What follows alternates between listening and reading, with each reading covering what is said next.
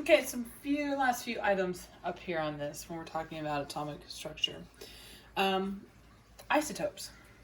So we've been looking at the periodic table, and we talked about the atomic mass unit, and I mentioned earlier in some other videos that 1 through 92 were natural elements, and that everything after that, you should notice, has a whole number for its atomic mass.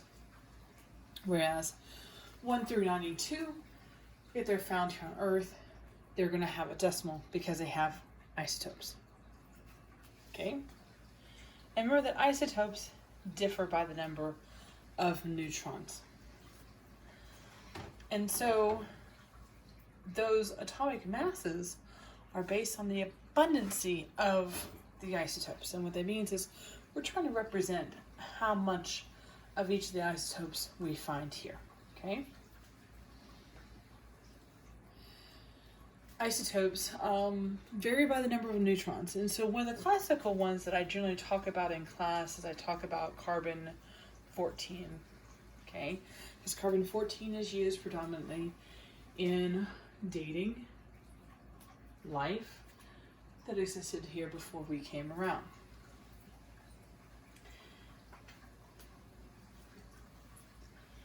There's not a whole bunch of carbon-14 out there. That's why it's also used. You have more carbon-12 than carbon-13 and carbon-14. So when you look at the atomic mass for carbon-12, you'll notice that the AMU is really close to a 12. And that tells us that the majority of that atom is carbon-12. Okay? The importance about the isotopes is that because they have the different number of neutrons, they actually end up having different properties, and they could have radioactive properties that we can use.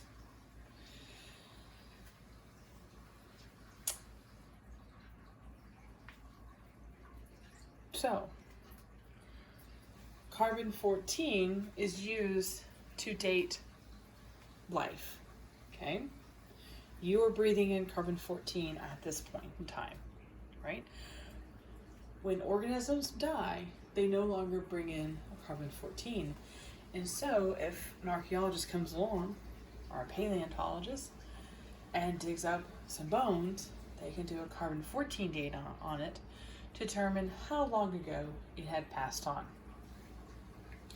Now there is a max amount of time that can be used for carbon-14 because it does have a half-life, and at a certain point, when you go too far back, there's not enough of that isotope really to give yourself a reliable data point on. Okay? Now, in another video, I'll show you how to do your math on it. But let's just say that I had a sample and I have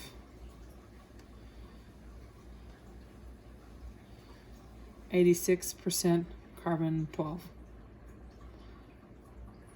And then carbon-13, I have, we'll just go 4%. Which means carbon-14 is 90%. Okay? We would take 12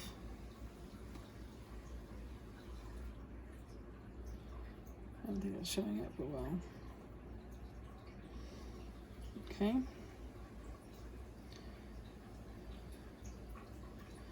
We would take carbon-12 times its percent in decimal form.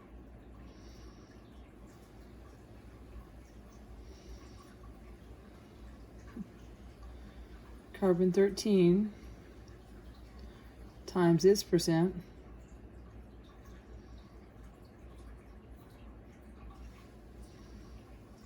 And carbon-14, and that's a math error. That should be 10%. Sorry for that.